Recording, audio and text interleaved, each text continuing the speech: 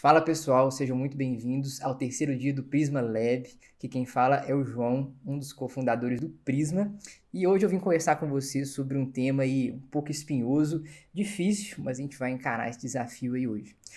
Hoje eu vou falar com vocês sobre transformando cosmovisões, né? Aplicando o conceito no cotidiano e na igreja local. Então pessoal, como o próprio nome diz, eu quero ser bem prático com vocês aqui hoje, então vamos direto ao ponto, tá? Gente, qual que é então a nossa posição atual, aqui, agora? Você que vem acompanhando nosso trabalho aí. A gente já conhece um pouco do conceito de cosmovisão, a gente já sabe que o senhorio de Cristo é para todas as áreas da nossa vida, mas muitas vezes a gente não sabe aplicar o conceito na vida cotidiana e na nossa igreja local, né? Então fica a pergunta, é possível um conceito de cosmovisão e uma vida de cosmovisão rendida aos pés de Jesus?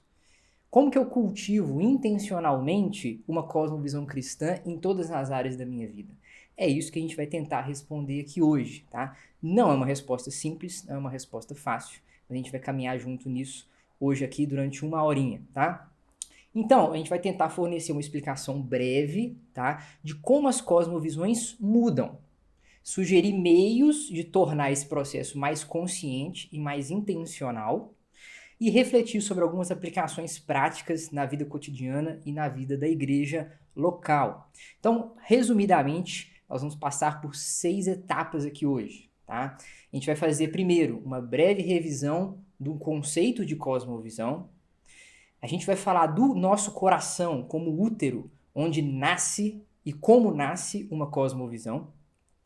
Uma espécie de gestação e dores de parto da cosmovisão, como ela se desenvolve. Em quarto lugar, como o nosso coração quebrado, nosso estado caído, influencia diretamente nisso. E como um coração regenerado, nosso estado em Cristo, vai solucionar parte desse problema. E a reforma do coração. E aí, de fato, como que cosmovisões mudam, como transformar cosmovisões.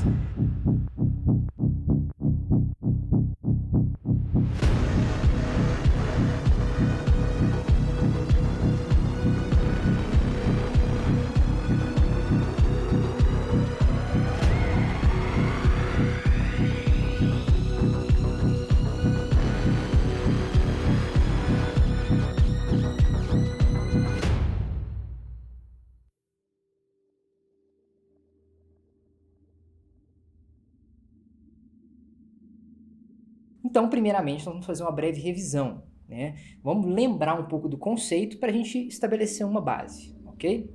Vamos lembrar primeiro de 1 Coríntios 10:31. O que diz lá? Paulo está dizendo, portanto, quer comais, quer bebais, ou façais qualquer outra coisa, fazei tudo para a glória de Deus. Esse texto e outros, por exemplo, 2 aos Coríntios 10, 4 e 5, João 14, 21, Colossenses 1, 9 e 10, fazendo uma análise exegética dos textos nos seus respectivos contextos, vai nos dar uma base bíblica suficiente para a gente entender que o senhorio de Jesus Cristo sobre a nossa vida é um senhorio amplo. Isso quer dizer que o Senhor é Senhor sobre toda a nossa vida, né? Isso nos leva àquela famosa frase que a gente usa muito aqui no Prisma, do Abraham Kuyper. Não há um único centímetro quadrado em todos os domínios da nossa existência, sobre os quais Cristo, que é soberano sobre tudo, não clame, é meu. Então, o nosso desejo de glorificar o nosso Senhor em todos os domínios da nossa existência, de fato é legítimo, né?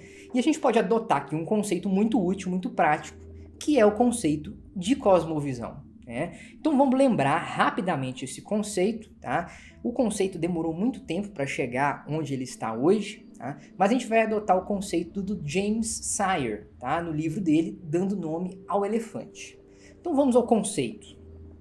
Então cosmovisão seria um compromisso, uma orientação fundamental do coração que pode ser expressa como uma narrativa ou um conjunto de pressuposições que sustentamos sobre a constituição básica da realidade e que fornece um fundamento no qual vivemos, nos movimentamos e existimos, tá?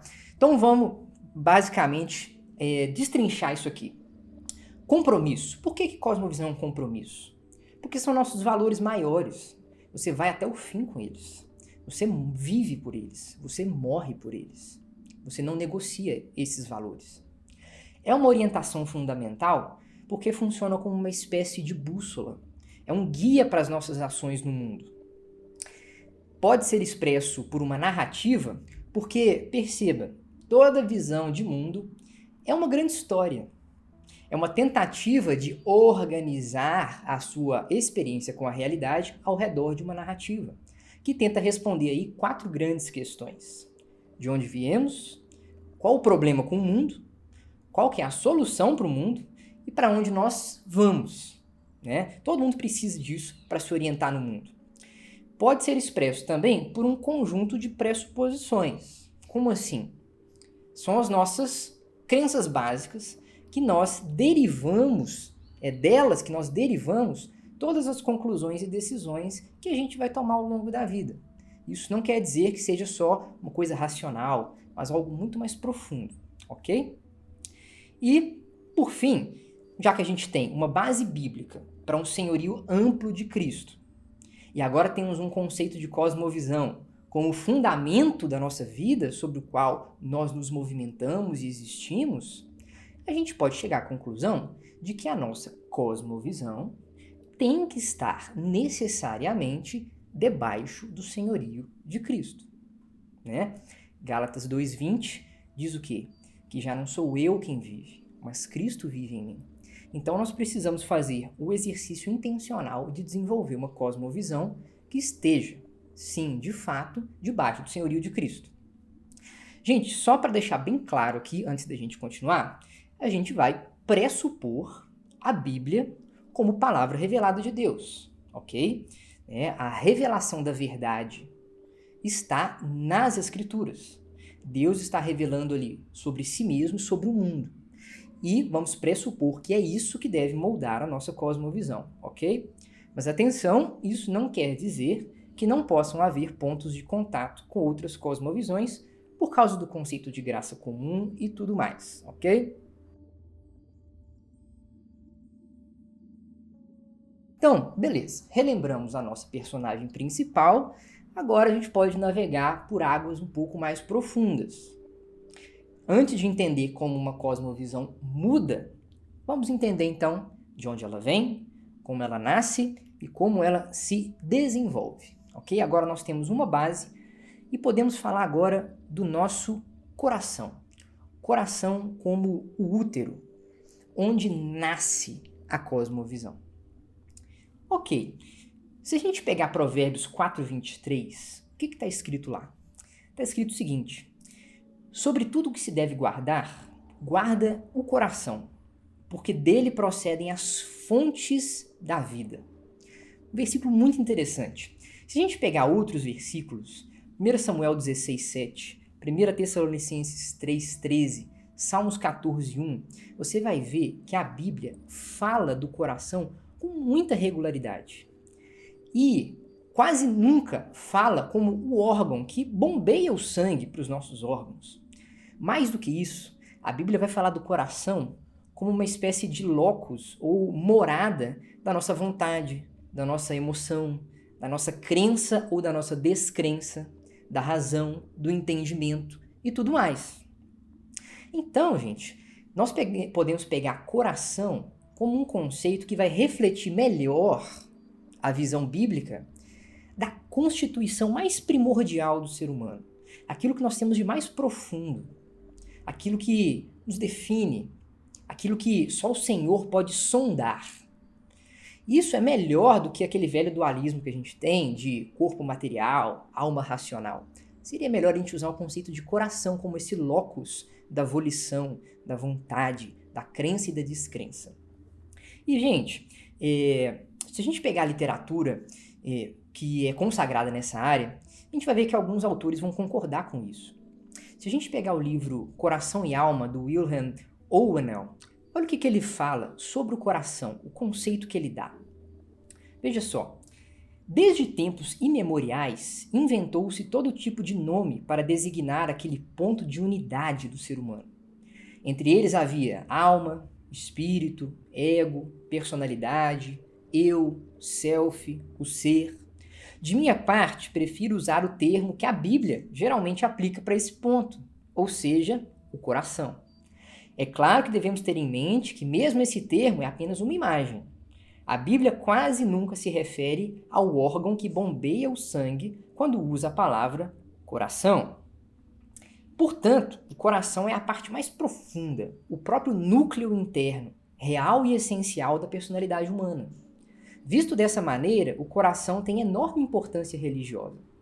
E religião aqui definida como a adoração e o serviço a Deus, ou seja, a qualquer ídolo qualquer. Não é apenas uma questão de uma estrutura humana especial ou uma parte do homem. Ótimo. Agora que a gente tem esse conceito de coração, né?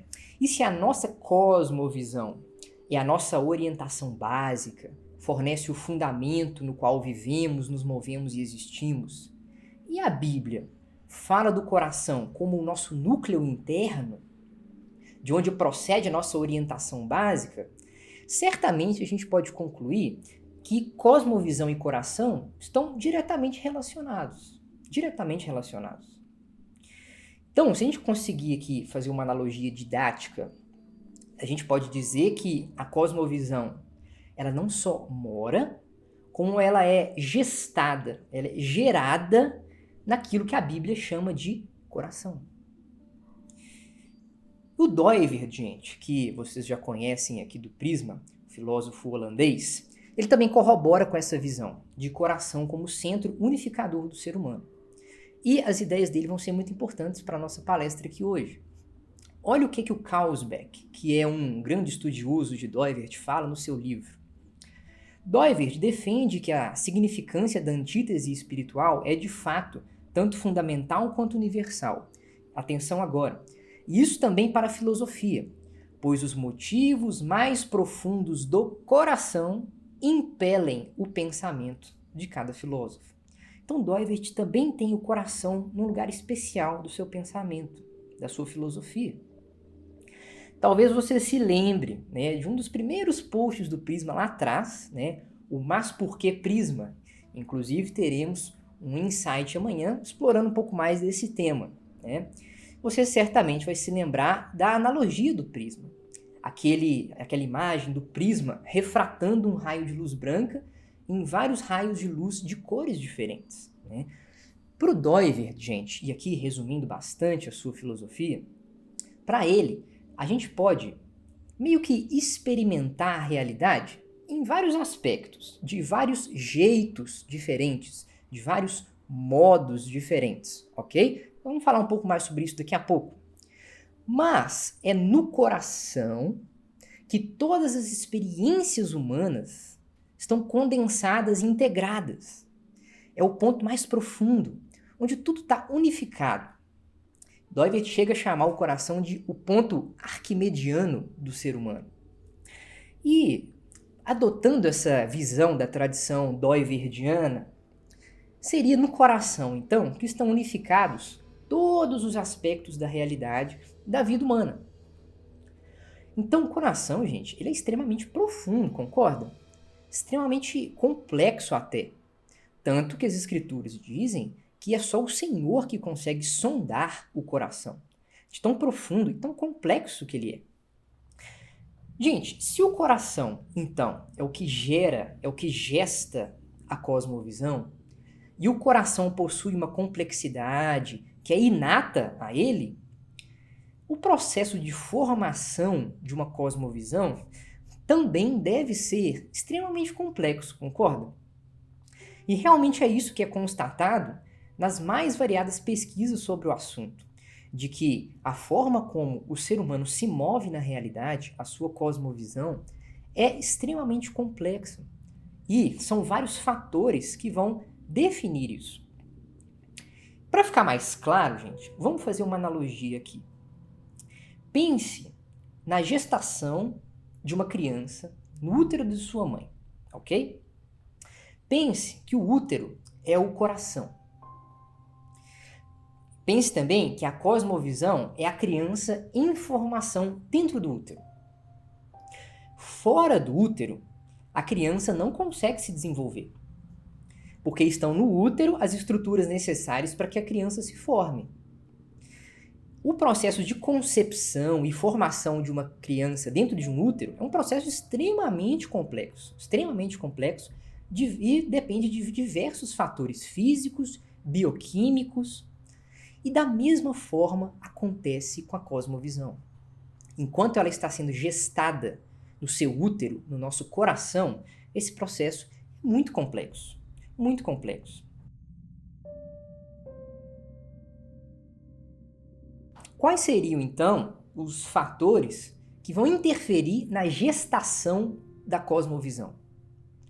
Quais elementos vão ajudar a cosmovisão a se formar? Nós precisamos entender isso para ser mais intencional na hora de termos uma cosmovisão mais bíblica, debaixo do senhorio de Cristo. E aí nós podemos passar por uma próxima etapa.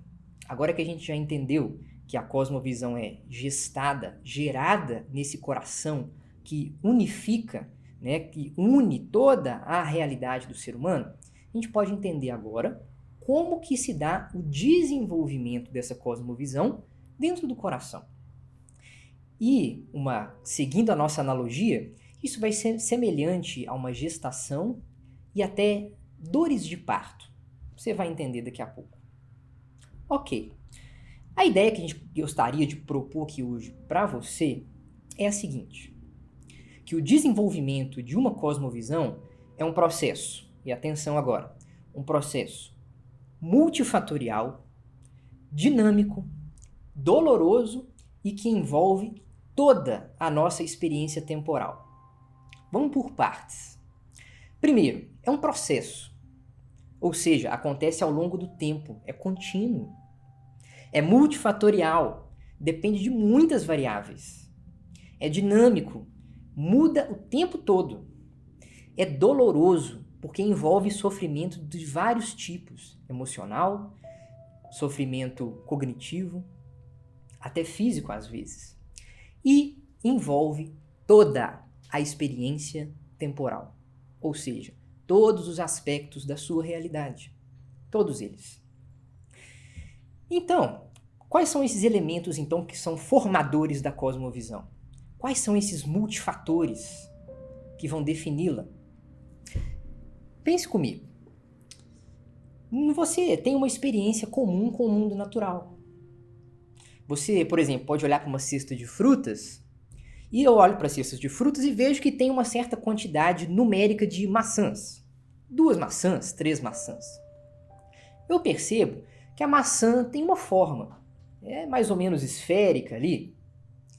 Se eu deixo a maçã escapar da minha mão, eu percebo que ela vai fazer um movimento em direção ao chão.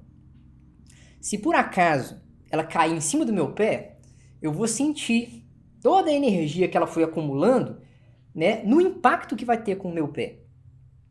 Percebe que o seu aparelho cognitivo que funciona vai identificando padrões? Isso vai moldando a sua cosmovisão de maneira muito básica. Você vai identificando padrões e vai entendendo como o mundo funciona. Ora, se eu deixar algo cair, escapar da minha mão, ele vai cair, vai fazer um movimento em direção ao chão. Eu posso contar a quantidade de maçãs, eu posso ver qual é a sua forma. Mas eu também posso ter uma experiência sentimental, emocional. Por exemplo, experiências de forte teor emocional, por exemplo, a perda de um ente querido, pode fazer com que eu tenha uma visão de mundo extremamente pessimista sobre a vida, sobre a efemeridade da vida. Eu posso ter uma experiência racional, posso fazer exercícios de reflexão lógica, como alguém que faz um exame racional sobre quem ela é, o que ela está fazendo aqui, qual o propósito da sua vida. Isso pode mudar a sua concepção sobre a realidade. Eu posso ter uma experiência histórica cultural. Por exemplo, fatos históricos muito marcantes, por exemplo, o 11 de setembro, o Holocausto, ou mesmo o desenvolvimento de tecnologias muito disruptivas, fazem com que o mundo mude completamente a sua forma de ver a realidade. Por exemplo, o celular. Eu posso ter uma experiência linguística, simbólica, Não só a língua falada ou a língua escrita, qualquer comunicação simbólica, uma liturgia, uma cerimônia, por exemplo, o batismo nas águas, ajuda muito a nós enxergarmos uma nova realidade. Eu posso ter uma experiência social, por exemplo, uma convivência muito intensa com uma comunidade cuja ideologia majoritária é relativista, pode aos poucos te fazer mais relativista.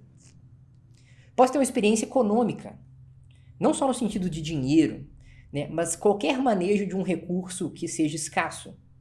Por exemplo, se eu tiver que economizar água num local de conflito armado, você vai dar um valor diferente para aquele recurso que você dava antes. Isso vai mudar a sua forma de enxergar a realidade. Posso ter uma experiência estética. Por exemplo, a admiração da beleza, estar de frente para uma paisagem muito bonita, pode fazer até com que eu reveja meus conceitos de origem do mundo. Uma experiência de justiça, situação que envolve culpa, uma restituição de algum bem, consequências de um ato falho meu ou que cometeram contra mim, faz com que eu reveja os meus conceitos de justiça.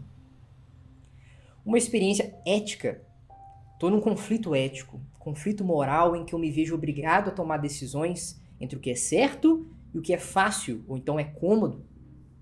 Eu posso ter uma experiência de fé.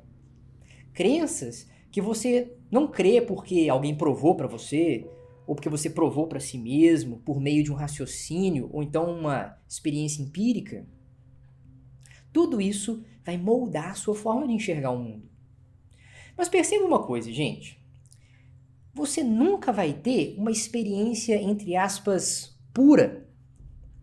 Você nunca vai ter uma experiência que é só racional, ou uma experiência que é só emocional, só moral, só estética. A experiência que você vai ter com o mundo ao seu redor vai ser uma mistura muito complexa disso tudo, que vai estar unificada aonde? Isso mesmo, no coração. A sua experiência com o mundo, ela vai ser tanto emocional, quanto moral, quanto estética, quanto racional, mas tudo misturado ali no coração. Por exemplo, quando você vai ao cinema, você se liga emocionalmente a um personagem, você raciocina sobre a trama, você admira os aspectos estéticos da obra, você tem uma experiência social com as pessoas que estão assistindo o filme junto com você, tudo ao mesmo tempo. E na hora, você não faz, não, agora eu estou tendo uma experiência racional, agora eu estou tendo uma experiência estética. Tudo acontece no seu coração ao mesmo tempo, integrado. E sem que você perceba, na grande parte do tempo, todas essas experiências estão moldando a forma como você vê o mundo. Isso leva o Paul Hibbert, no seu livro Transformando Cosmovisões, a falar que isso é uma constante busca humana pela coerência entre o mundo como o vemos e o mundo como o experimentamos. Olha que interessante isso. Nosso coração busca, então, integrar tudo que a gente experimenta da realidade em uma estrutura coerente, uma história que faça sentido e que esteja de acordo com a realidade. E, pum, nós temos cosmovisão. Tudo moldado pela sua experiência inteira com o mundo. Saber disso, gente, é muito importante para a gente perceber como o processo de geração é complexo. E quando a gente tenta moldar a nossa cosmovisão sem levar em consideração essa complexidade, o que nós temos são cosmovisões empobrecidas. Ou seja, que vão diminuir a realidade a algo muito menor do que ela realmente é. Insuficientes, cheias de contradições, cheias de inconsistências. E o próprio Hermann Doivert dá exemplos disso. Ele gosta muito do exemplo da história, né? Vamos supor que a gente vai moldar a nossa cosmovisão, a forma como a gente vê o mundo, apenas através da história. O que nós vamos fazer, então, é explicar tudo através da história. Mas isso vai cair no que Doivert chama de historicismo, ou seja, uma absolutização da história, que a história é sim um dos aspectos da realidade que a gente experimenta? Claro que é. Mas se a gente tentar explicar tudo através dela, a gente vai cair em uma cosmovisão muito fraca, de que vai diminuir a realidade a algo muito menor do que ela é. E eu posso fazer isso com qualquer outra coisa. Eu posso, por exemplo, fazer isso com o aspecto físico da realidade e cair em uma espécie de materialismo. Eu posso fazer isso com a moral e cair num moralismo. Racional e cair no racionalismo. E até um aspecto da fé eu posso absolutizar ele. Isso se chama fideísmo. Então, gente, é razoável a gente pensar que esse processo de gestação multifatorial, turbulento, é algo assim muito parecido até com dores de parto. Dores de parto. Como diz o filósofo e teólogo Jonas Madureira, pessoas não trocam de cosmovisão como trocam de roupa. É como você falar de um time de futebol, de política. Envolve afeições muito profundas. Muito profundas. Isso nos leva à grande pergunta, então. Ok, agora nós já sabemos minimamente como que uma cosmovisão se forma. Será que nós podemos, então, fazer esse processo ficar mais consciente? Será que a gente pode fazer esse processo ficar mais intencional? E a gente pode moldar a nossa cosmovisão na medida do possível? É uma excelente pergunta. Mas, pessoal, nós temos um problema anterior a esse. E é um problemaço. Você lembra da analogia que a gente falou da criança gerada no útero da mãe? Então, você lembra que o útero era uma condição necessária para o desenvolvimento da criança? Então, um útero defeituoso fatalmente vai gerar riscos para a criança. E é exatamente esse o problema com toda a humanidade. O útero que gera a nossa cosmovisão, o nosso coração, foi danificado pelo pecado. Pessoal, se nós temos um coração quebrado, nós estamos em um estado caído, como esperar uma cosmovisão coerente? Em Gênesis 6,5 diz que o Senhor viu que a perversidade do homem tinha aumentado na terra e que toda a inclinação dos pensamentos e do seu coração era sempre e somente para o mal. E você vai ver isso durante toda a Bíblia. Gênesis 8:21, Jeremias 17:9, Romanos 1, 24 e 25. Essa é a realidade que a gente está submetido. Parafraseando Agostinho, a flecha do nosso coração agora está apontada para longe do único alvo possível, que é Deus. E um coração doente, pessoal, ele é ávido, ele é rápido para produzir ídolos. Além da condenação eterna, o resultado, aqui e agora, é uma cosmovisão defeituosa. Um coração idólatra fatalmente vai produzir uma cosmovisão idólatra.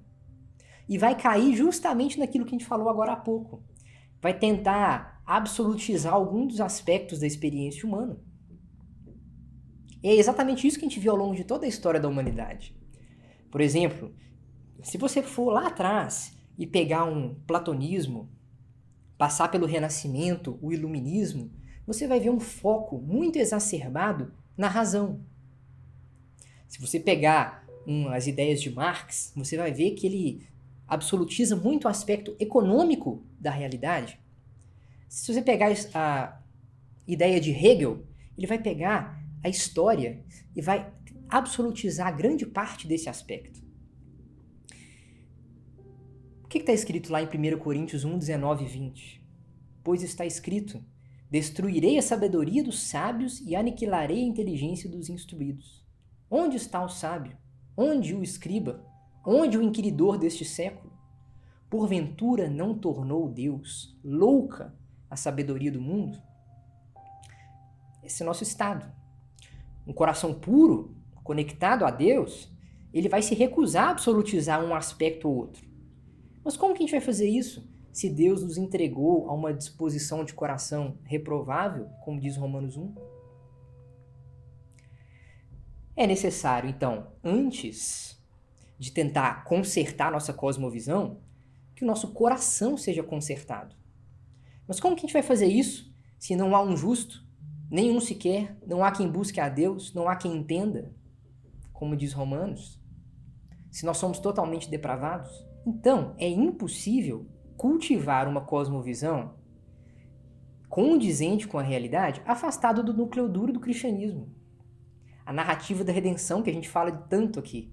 Criação, queda, redenção, consumação.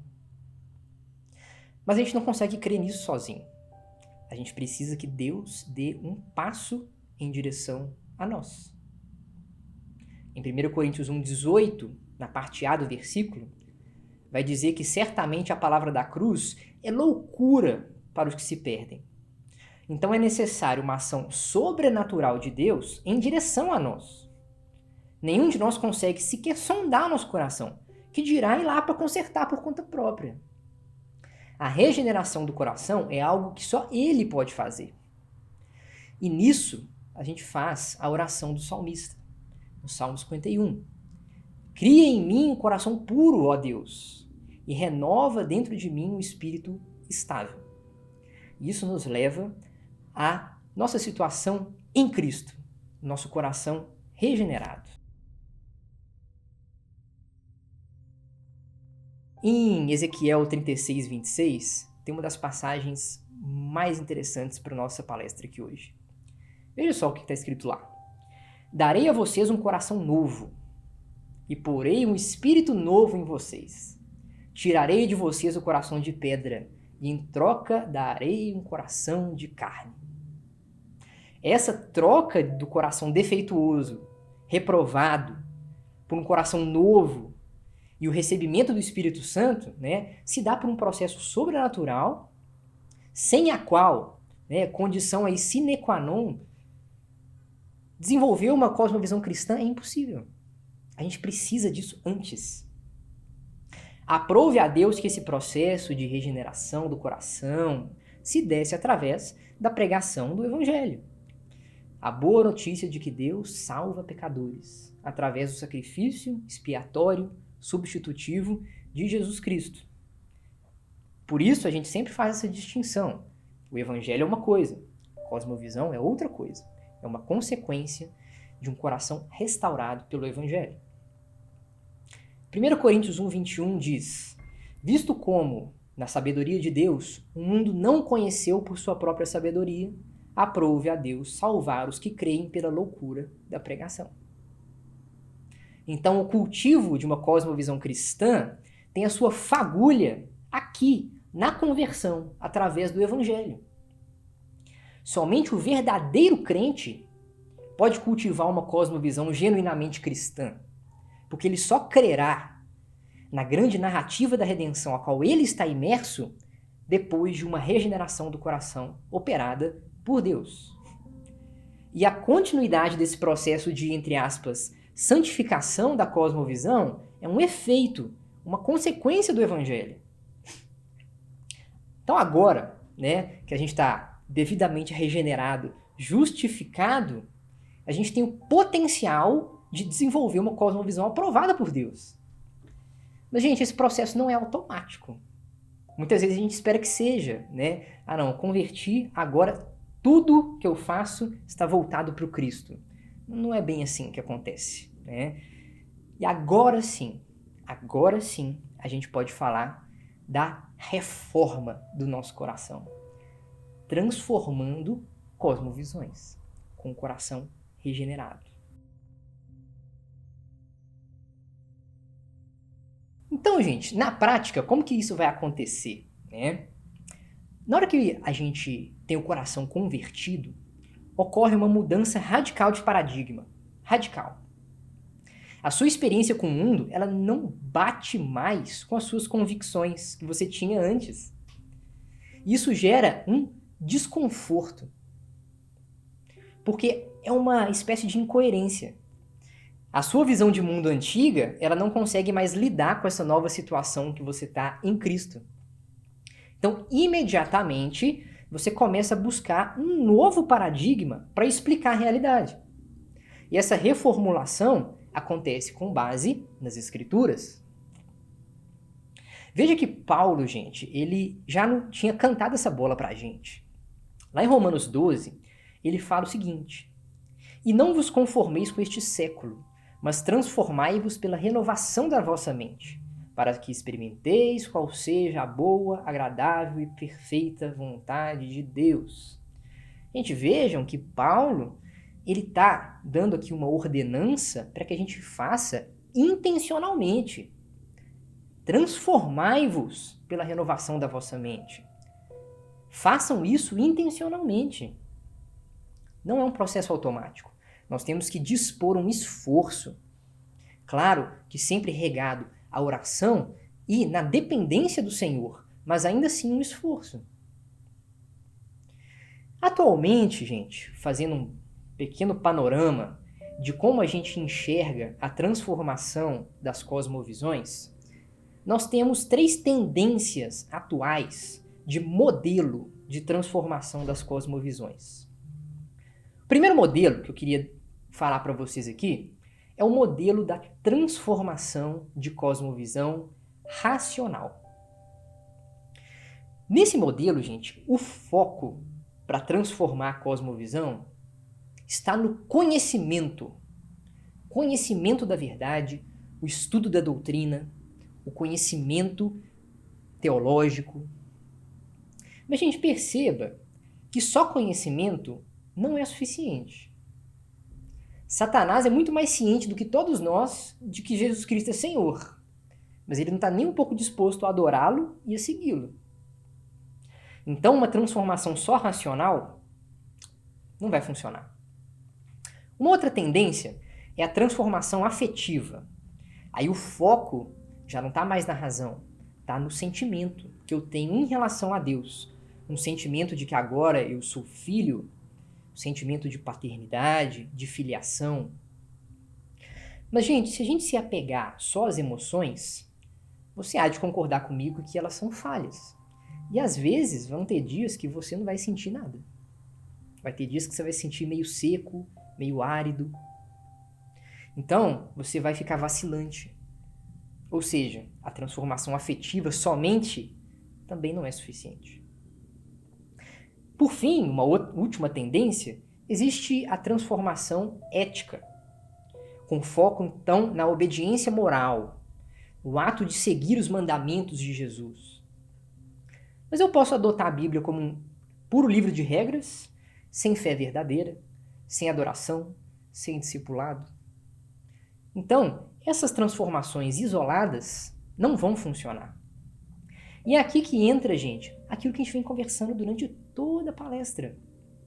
Nós temos que levar em consideração que o ser humano é complexo. O seu coração é complexo.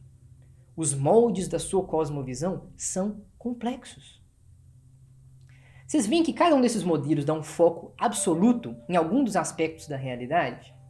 Isso nada mais é do que a gente caindo no velho erro, o mesmo erro que a gente vinha caindo antes, ignorando que o ser humano é um todo, unido. A gente cai naquele reducionismo que a gente sempre caiu e produz uma cosmovisão manca, que não tem a dizer sobre todos os aspectos da nossa vida. Mas, gente, olha só, se a gente for para a Bíblia, e a Bíblia é o nosso molde, nossa única regra de fé e prática, se a gente olhar nas línguas originais, a gente vai ver que a coisa muda de figura. Se a gente for lá no Antigo Testamento, a palavra que é usada pelos autores quando eles vão falar de conversão, de mudança, é a palavra shub. Essa palavra, a sua tradução, ela significa o quê? Se virar, se afastar, retornar. Ou seja, é a figura de uma pessoa que está no caminho, ela para, enquanto ela estava andando no caminho, ela para, se vira e começa a andar na direção oposta. E olha como que o termo no Novo Testamento vai de encontro a isso também. As palavras vão ser metanoin e epistrefen, que significam também voltar-se, prosseguir em uma nova direção. Vejam que o conceito, então, bíblico, a visão bíblica de transformação, não é só um assentimento mental em relação a um conjunto de crenças metafísicas, não é só um sentimento positivo em relação a Deus, E nem é só adotar um conjunto de regras morais. Envolve uma vida de obediência e discipulado. É uma mudança radical de rumo de vida como um todo. É você estar andando num caminho, parar, se virar e andar na direção oposta. É isso que acontece. Isso vem acompanhado de informações sobre Jesus? Lógico. Isso vem acompanhado de um sentimento de filiação e paternidade? Claro. Vem acompanhado de um novo código de ética? Com certeza. Mas não se resume a nenhuma dessas coisas. É muito mais do que isso. Implica em um relacionamento com Cristo, um compromisso de conhecê-lo, segui-lo em absolutamente tudo. É uma série de decisões contínuas de seguir a Cristo. Quando você crê em Jesus Cristo como Senhor e Salvador, ato contínuo, imediatamente você está compromissado com várias outras coisas derivadas disso. E isso deve moldar-nos em todas as áreas da nossa vida. Ok. Então, como que nós vamos cultivar intencionalmente e na prática essa transformação que é total, holística, que olha para o ser humano como um todo, não só como fragmentos? E aqui nós vamos usar muito da tese de um autor que nós gostamos muito aqui no Prisma. Você já deve ter ouvido falar, que é o James Smith. O James Smith vai desenvolver ali na sua tese que transformação interna, né, ela ocorre principalmente por causa dos nossos hábitos. E esses hábitos, eles moldariam os amores, os desejos do nosso coração. Aqui nós vamos juntar um pouco de James Smith com Herman Doivert, tá? E tentar propor para você dicas práticas do poder formativo disso. Então vamos lá, gente. Nós vamos partir agora para a parte mais prática da nossa palestra. Então, papel e caneta na mão e anote essas dicas que a gente vai dar para você agora. Pessoal, cada uma dessas dicas aqui daria um curso, tá? Então é impossível esgotar esse assunto, tá? Nessa 1 hora. Então aqui, eu vou te dar algumas dicas e eu te peço que você se aprofunde, né? Leia as literaturas complementares que a gente está colocando no guia de estudos dessa palestra, tá? Não se contente em ficar só aqui, se aprofunde, tá? Então vamos lá. Primeira dica que a gente quer dar para você. Encare a Bíblia com a importância que lhe é devida. O que você tem em mãos aí na sua casa é a palavra do próprio Deus. Gente, isso é tremendo. É o próprio Senhor se revelando a nós, né? E a narrativa bíblica é o eixo central da nossa cosmovisão. Compreenda o drama das Escrituras, né? Se desenrolando em cada livro, os atos, criação, queda, redenção, consumação. E se encante com essa história, gente. Se envolva com ela. Chore, se alegre, vibre, medite e se veja dentro dela. Encaixe-se na grande história do mundo. Faça isso ouvindo as Escrituras. Faça isso lendo as Escrituras. E se envolva com ela de todo o coração. Torne a sua vida um culto de adoração a Deus. Encare o seu dia como uma grande liturgia, entre aspas. Porque tudo que você faz revela o Deus que você serve. Acorde já sabendo que você vai empunhar o estandarte do reino dos céus. Deve ser um embaixador, um discípulo. E comece a apagar aquela ideia de que existem ambientes sagrados, ambientes seculares. Faça as coisas de modo mais intencional. Desligue o piloto automático e realmente seja um pequeno Cristo. Onde quer que você esteja. Em casa, no trabalho, na universidade, com seus amigos, na sua vizinhança, na sua igreja. Se abra para uma experiência integral com Jesus. Como assim? É possível, gente, que por causa de algumas vivências e excessos que a gente já viu durante a vida, a gente tenha se fechado para alguns dos aspectos dessa experiência. Por exemplo, o lado mais afetivo dessa experiência, por causa de algum emocionalismo que você viu, alguma ênfase exacerbada nisso. Ou então você resolveu abandonar o lado mais cognitivo, porque você viu que às vezes isso cai numa ortodoxia meio morta. Você sabe tudo de Bíblia, mas a adoração não está lá. Mas, gente, o fato de haverem excessos não quer dizer que a gente deve abolir isso, abolir aquela experiência, né? Seria mais prudente, então, a gente equilibrar a coisa e perceber que cada um tem o seu lugar. Então, extinguir o aspecto emocional ou cognitivo seria mesmo que amputar uma parte do nosso relacionamento com Deus. Então, faça uma sondagem. Você se fechou para alguma dessas, né? E se sim, traz de volta, né? Mas faça isso de maneira equilibrada. Faça um exercício constante de exame da sua cosmovisão. Quais ideias, desejos, movimentos sociais e culturais, instituições, grupos de pessoas, tecnologias, símbolos, sentimentos ou normas têm influenciado seu mover no mundo? Anote tudo e passe pelo crivo das escrituras. Mas esse não é um exercício fácil, gente, né? Não é tão óbvio assim descobrir tudo isso, né? Esses aspectos são tão óbvios para nós, né, no nosso inconsciente, que parece que eles são invisíveis, né? É como você tá de óculos e tentar enxergar a lente do óculos. Ou mesmo tentar enxergar seus próprios olhos. Então não vai ser um exercício fácil, mas vai elucidar muita coisa para você. E nisso, faça revisões completas da sua rotina e como você está usando o seu tempo. Coloque toda a sua rotina no papel e identifique como você gasta o tempo. Identifique suas prioridades, excessos, faltas.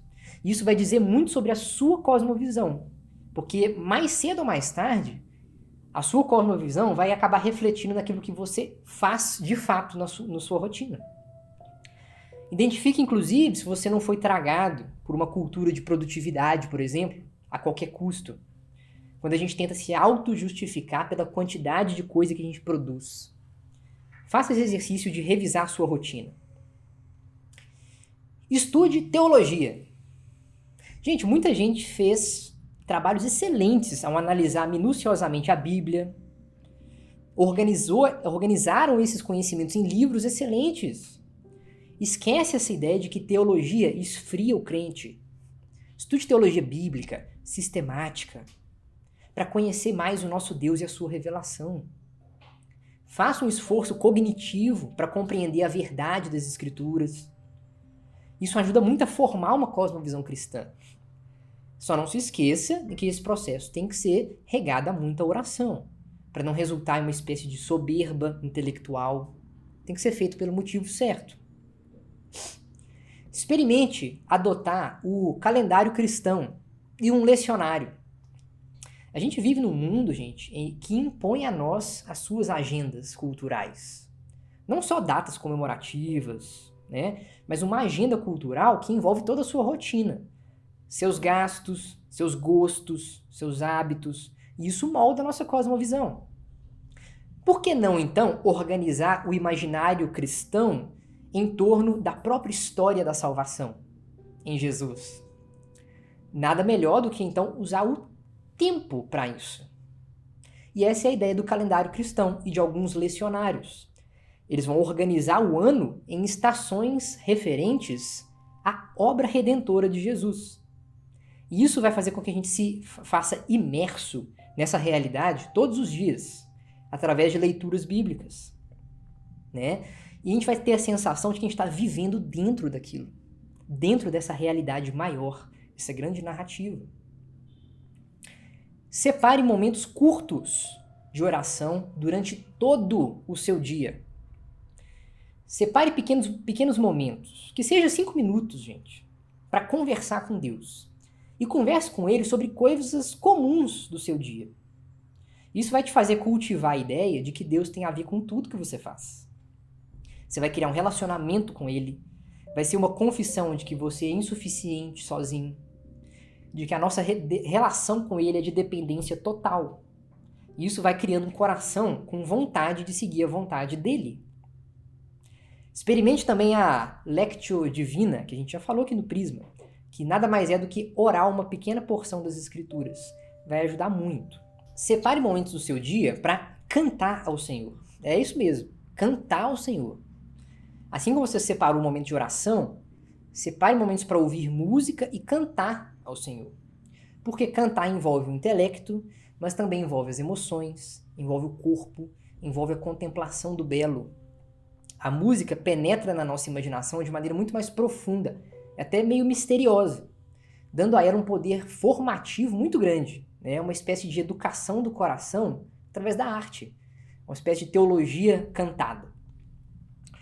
Separe momentos para contemplação, única e exclusivamente para contemplação. E deixe esses momentos para admiração. Se encante com a beleza do Senhor expressa na estética da criação. Não somente na natureza, mas um belo quadro, uma arquitetura, uma melodia. Fique atônito mesmo, gente, né? Boquiaberto, sem palavras, diante da beleza de Deus. Contemple a majestade do Senhor, sua imponência, sua majestade, seu poder. Separe momentos de solitude, silêncio e meditação. Porque a gente vive num mundo muito ansioso, frenético, barulhento. O tempo todo tem vozes falando com a gente, audivelmente ou no interior do nosso coração. Muitas vezes isso dificulta nosso exercício de ouvir o Senhor. Mas isso não vai ser fácil, né? Porque a gente está cada vez mais acostumado com essa agenda. Chegando até a ser desconfortável a gente ficar parado sem fazer muita coisa. Mas o próprio Senhor Jesus fazia isso. Ele se isolava e ficava sozinho. Jejue constantemente. Adore ao Senhor com seu corpo. O jejum é uma excelente forma de fazer isso, porque ele nos quebra, né? Esse desconforto visceral traz uma percepção física, né, da terrível realidade do pecado. Mostra como a gente é fraco, dependente. Quando feito com os propósitos certos, o jejum vai ajudar muito na luta contra a nossa natureza morta, né? Indo na contramão do vício, né, desenfreado de consumo que a gente tem nos dias de hoje. Encare os seus afazeres, o seu trabalho, como se você fosse um mordomo. Porque nós somos chamados a servir. Então cultive essa disposição à mordomia. Veja o seu trabalho como um ato humilde de generosidade, em que você entrega o seu dom em favor do próximo. Assim como Paulo, esteja sempre disposto a se deixar gastar pelo seu próximo.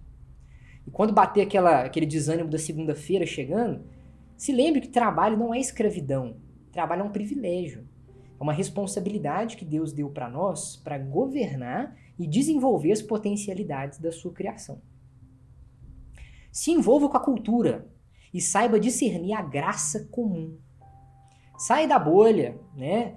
Veja bons filmes, leia bons livros, escute boas músicas, vá ao teatro, museu, galeria de arte, experimente comidas novas, torce pelo seu time favorito, pratique o seu esporte favorito e enxergue tudo isso como parte da dádiva de Deus, parte da graça, né? Grande parte da boa produção cultural que a gente tem vem de pessoas não cristãs. E saiba exercitar esse seu aparato crítico. Determinado artefato cultural, eu rejeito ele completamente, eu recebo ele completamente, ou eu posso me reconciliar com ele com uma visão cristã da coisa? Participe da vida pulsante da sociedade, da produção cultural. O James Davison Hunter, que é outro autor que a gente gosta muito aqui, cunhou um termo, presença fiel, com a intenção de comunicar que nós, como cristãos, nós somos chamados a testemunhar Cristo onde quer que a gente está plantado. Não com aquela intenção de dominação, né, impondo o reino, mas servindo e espelhando Jesus em todas as áreas da sociedade. Outro autor, o Andy Crouch, né, também diz que nós temos a incumbência de não só criticar artefatos culturais antibíblicos, mas propor soluções, alternativas, produzir cultura de maneira cristocêntrica. Procure intencionalmente direções bíblicas para todo tipo de área.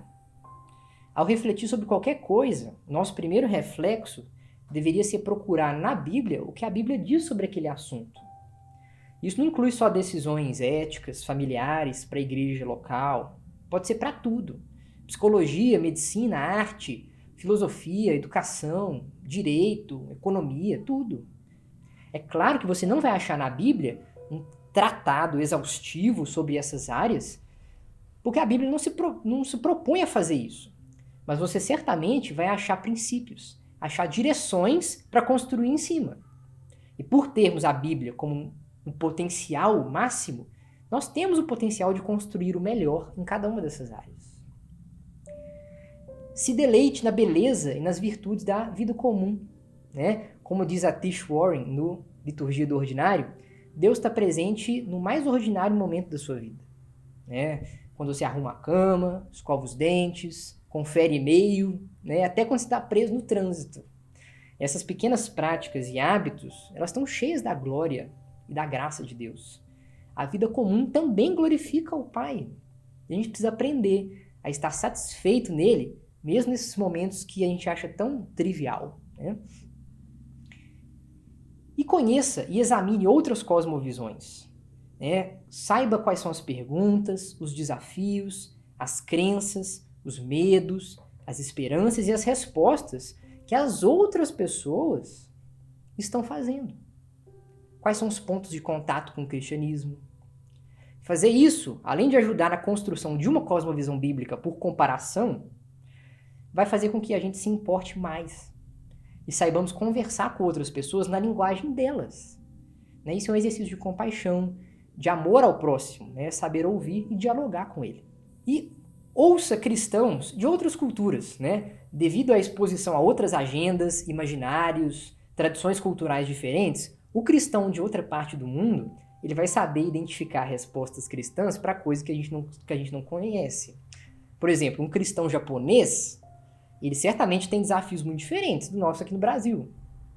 Por exemplo, lá eles têm uma cultura de honra à família muito mais imponente e às vezes até idólatra.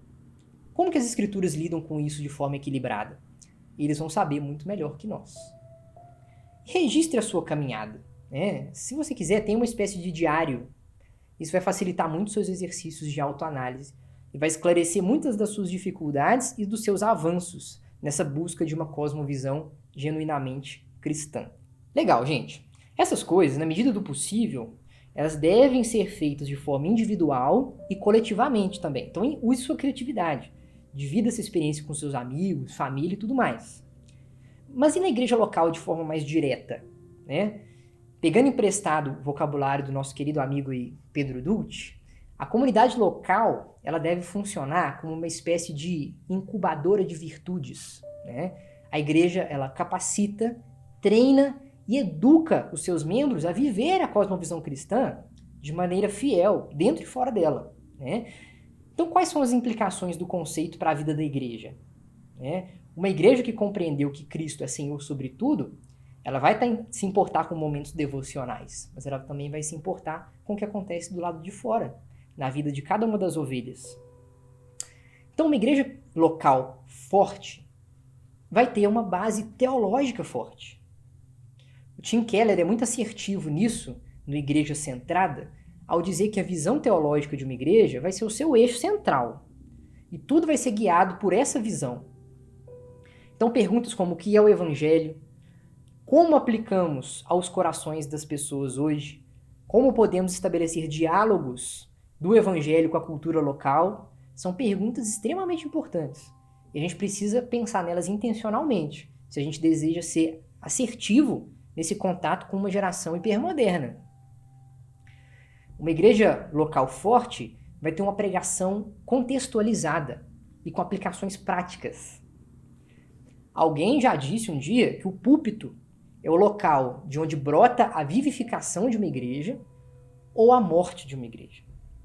Então, uma boa pregação ela precisa ser ortodoxa, teologicamente correta, mas ela também precisa ser aplicável à vida da congregação. É preciso uma boa exegese do texto bíblico, mas também uma boa exegese cultural. Entender a cultura ao seu redor, onde as ovelhas estão imersas. E ela precisa ganhar vida, a pregação precisa ganhar vida, ganhar cor no dia a dia das pessoas. Precisa oferecer aplicações contextualizadas para o cotidiano, se conectar com os dilemas reais do coração da membresia. Uma igreja forte tem uma vida de oração comunitária e vai ajudar a desenvolver a cosmovisão da igreja. Essa vida pulsante de oração comunitária ela é tão importante quanto a individual, porque orar em comunidade vai te fazer orar por outras pessoas e não só por você. Isso vai te deixar menos egoísta, menos individualista, deixar aquela competitividade para trás em um mundo cada vez mais centrado em você mesmo. Além disso, você vai conhecer os desafios, as alegrias da sua comunidade, vai aprender a sorrir e a chorar com eles, amar seu irmão como você ama a você mesmo. Vai ter uma comunhão que molda os membros, esse aspecto social da igreja. Já parou para pensar que os frutos do Espírito só podem ser exercidos em comunidade? Ficar longe da congregação dos santos é ficar manco, porque nós fomos criados para estar em comunidade. Isso quer dizer que a gente não consegue fazer a caminhada sozinhos. No relacionamento interpessoal, a cosmovisão cristã ganha cor. Se envolver com outras pessoas vai te ensinar paciência, humildade, mansidão, vai mostrar que você não sabe tanto quanto imagina, vai mostrar que outras pessoas têm dons que você não tem. Lá, na igreja, vai ter uma disposição ao serviço ao outro. O próprio Senhor Jesus se chamou de servo. E como seus discípulos, nós somos servos por essência, servos uns dos outros. E a gente aprende a servir servindo. Então sirva os membros da sua igreja, sirva a sua vizinhança. E isso é um grande estímulo aos dons, né, que foram dados para nós em benefício do outro e não para o nosso benefício próprio. Vai ter um movimento em direção à cidade. A igreja, com a ideia de cosmovisão, vai encarar a urgência, que é ir em direção ao perdido, e vai olhar para o perdido de forma inteira, não picado, como a gente já viu anteriormente. De fato, a pior doença do coração do perdido é a perdição do pecado. Mas muitos deles passam fome, frio, não têm onde morar. Isso vai levar a um engajamento em obras sociais. A igreja será um exemplo de cidadania também. Ela vai se importar em conhecer a vizinhança, as necessidades do bairro, o perfil do bairro, a cosmovisão majoritária do bairro, para que ela seja eficiente em ser uma bênção para a região, na sua pregação e também no fazendo do bairro um lugar melhor para se viver. Vai ter o ensino holístico. Sua igreja tem escola bíblica dominical ou qualquer outro meio de ensino, é um ambiente perfeito para expor os membros da igreja a um excelente estudo teológico, mas também aplicações práticas dessa teologia. Então aproveite esses momentos para fazer estudos bíblicos livro por livro, ou grupo de livros, ou por tema, e intercale ou insira dentro desses estudos exemplos práticos. Como que aquele texto fala com o dia a dia das pessoas da igreja? Vai ter um culto público cheio de significado, repleto de cerimônias vívidas. Com o tempo parece que a gente esqueceu da riqueza do culto, né? Mas cada mínima parte do culto cristão é um ato de contraformação que nos molda, educa nossos amores, nos faz desejar a Deus. E é preciso que a gente participe ativamente, intencionalmente do culto. Ele é repleto de simbologia, de rituais vívidos. A gente não gosta muito dessa palavra ritual, né? Porque parece que é meio pagão, meio ocultista. Mas a tradição bíblica cristã é repleta de símbolos que comunicam ao coração, além da própria verbalização de palavras. Representam crenças, valores que vão além das palavras. Expressam as nossas emoções mais profundas. Ali estão agrupados vários símbolos em uma cerimônia que mostra, que nós estamos participando de uma realidade extraordinária. E isso é fundamental para moldar a nossa cosmovisão, porque integra crenças, sentimentos, compromissos morais. Como a gente deu o próprio exemplo do batismo. Existe também a cerimônia Post Tenebras, que é muito conhecida. Que tal introduzir esses elementos na sua igreja? E vai ter uma evangelização dialogal, contextualizada. Já que a gente entende que existe a cosmovisão cristã, a gente entende que existem cosmovisões alternativas, as que concorrem com o cristianismo para dominar o coração das pessoas. E se nós não entendemos quais as cosmovisões da nossa vizinhança, do nosso bairro, nossa cidade, a gente jamais vai conseguir estabelecer um diálogo sincero, íntimo com essas pessoas. A gente precisa ser intencional em conhecer as dores deles, para que a gente seja assertivo na própria evangelização. E por fim, vai ter um discipulado aos moldes de Jesus, preocupado com o dia a dia das pessoas.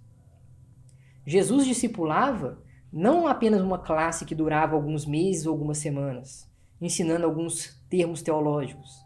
Jesus andava com os discípulos. Ele ensinava enquanto andava. Isso fazia com que o ensino tivesse contato direto com o dia a dia, com o cotidiano dos discípulos, trazendo respostas reais para problemas reais. Jesus gastava muito tempo com poucas pessoas, manteve vínculos fortes e profundos com um grupo pequeno. Isso tudo tem potencial para ajudar a contraformar os nossos amores. A gente vai substituir as ênfases exageradas que a gente dá ao like, à produtividade, ao sucesso individual, ao consumo, libertinagem, por um desejo sincero de pureza, de ser mais parecido com o Senhor Jesus. Bom, pessoal, era essas as dicas que a gente queria passar para vocês hoje, né? Reveja essa palestra quantas vezes for necessário, anote e, por favor, não deixe de se aprofundar nesses temas, nos livros que a gente está indicando aí no guia de estudos.